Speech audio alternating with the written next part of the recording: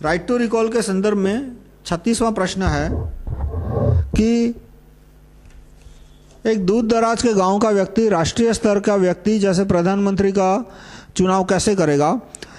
तो right to recall में चुनाव नहीं है, राइट टू रिकॉल में वर्तमान प्रधानमंत्री यदि भ्रष्ट है तो उसको निकाल के दूसरे को रखने की बात है कि, और वो कैसे तय करेगा कि पहले राउंड में देखेगा कि भाई वर्तमान प्रधानमंत्री ठीक है तो चालू रखो,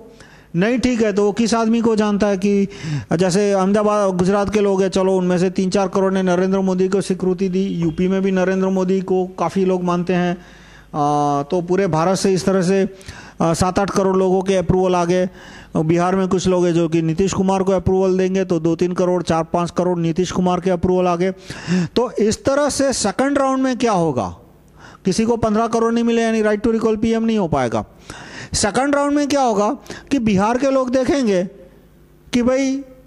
कौन है ऐसा आदमी गुजरात का कि जिसको 10 करोड़ लोगों ने अप्रूव किया, और ऐसा क्या बात है कि उसको यूपी में से भी 20 लाख अप्रूवल मिले, बिहार में से भी 10 लाख अप्रूवल मिले, बॉम्बे में महाराष्ट्र में से भी उसको 40-50 लाख अप्रूवल मिले। तो इस तरह से जो कैंडिडेट उभर के आए हैं जिनको 5-7% का अप्रूवल मिला है 10-20 का, उसके बारे में अपने आप जानकारी लोगों में बढ़ती जाएगी। कैसे बढ़ेगी? मीडिया के द्वारा या कार्यकर्ता के द्वारा। और जिस आदमी को 10 करोड़ लोगों ने 5 करोड़ लोगों ने स्वीकृति दी है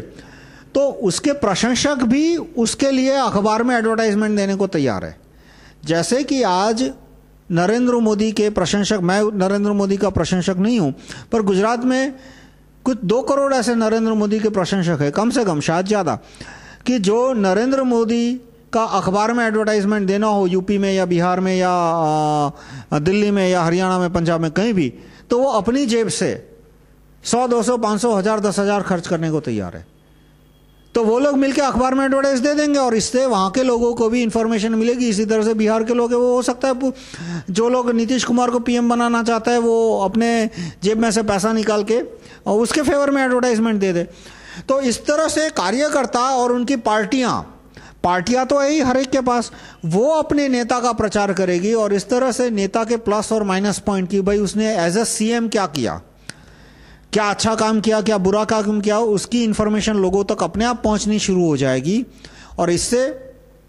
वो राष्ट्रीय स्तर के प्रधानमंत्री या तो सुप्रीम कोर्ट के जज ऐसे लोगों का चुनाव करेंगे। राइट टू रिकॉल का मकसद लोगों को लाना नहीं है, वो तो है ही अच्छे लोगों को लाना तो है ही, पर जो भी वर्तमान लोग हैं उनके सर पे एक लटकती तलवार खड़ी करने का है कि अभी जो प्रधानमंत्री भ्रष्ट और जिसको बोलते हैं सांड यानी कि किसी को गिनता ही नहीं है,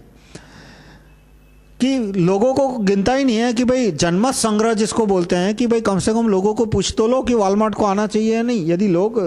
मेजोरिटी चाहती है वॉलमार्ट को आना चाहिए तो आने दो, पर वो कहता है कि मेजोरिटी की ऐसी की तैसी, मैं तो वॉलमार्ट को लाने ही वाला हूं। तो इस तरह का जो सांड टाइप मेंटालिटी की है, सबको अनदेखा कर देना, पागल हाथी की जो मेंटालिटी आ गई है, नशे में दूध पागल हाथी की मेंटालिटी, वो मेंटालिटी है वो राइट टू रिकॉल खत्म कर देता है। और इससे जब इस तरह की मेंटालिटी किसी में होगी नहीं वैसे, पर मान लो हो जाती है,